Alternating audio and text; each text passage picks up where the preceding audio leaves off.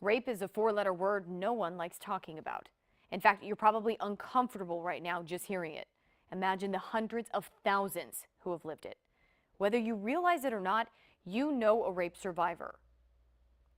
The first time it happened, Ginny Mahan was raped. there's a lot of pain, a lot of yelling. When she was 5 years old. I remember I was crying a lot. In order to understand the problem I'm about to explain, you must first understand the horror a rapist puts someone through. His face was just, just like just looking at me. For 17 years, she's pushed the nightmares down.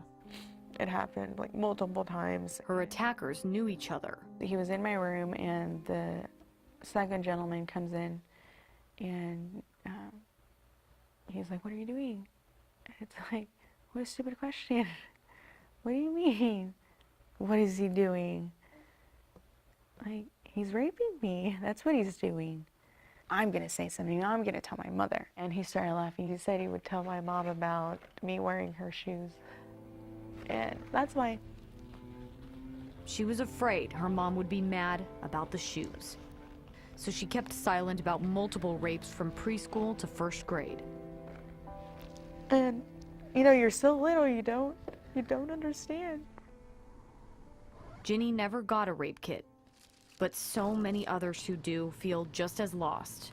Only 5% of victims will see their rape kit tested in 60 days, 10% in 90 days, and more than half will take longer. Some will take years. Every single kit that's sitting on a shelf is a person. Kristen Linnau encounters many of them through Safe Alliance, one of several advocates pushing to end the backlog. At last count, Texas leads the nation in untested kits, nearly 20,000. If one sexual assault kit goes untested, we have a problem.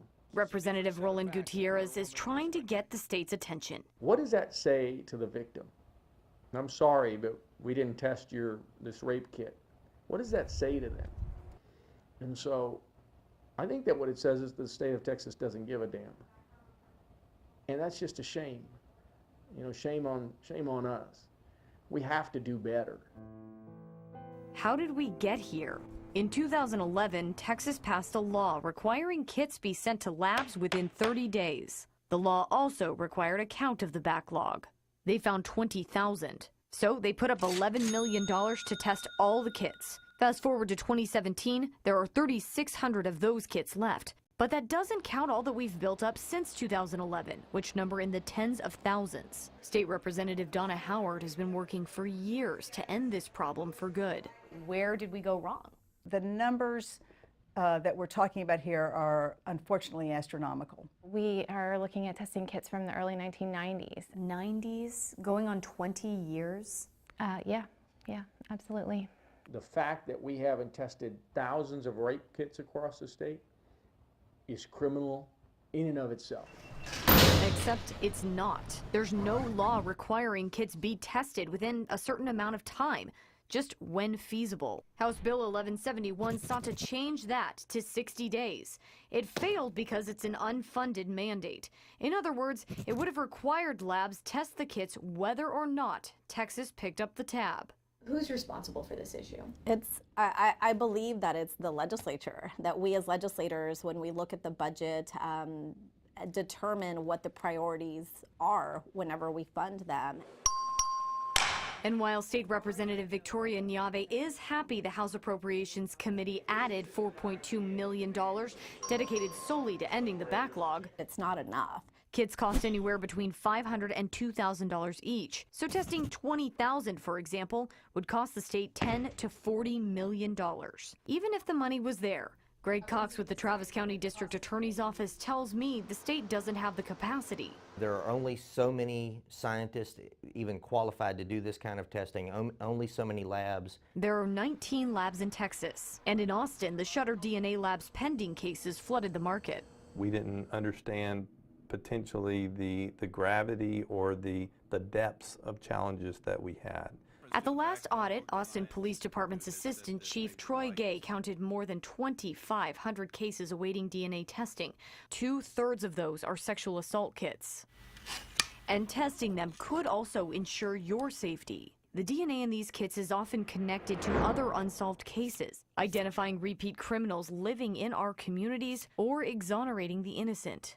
Do you feel like the legal system is failing people right now? I feel like that's a good question.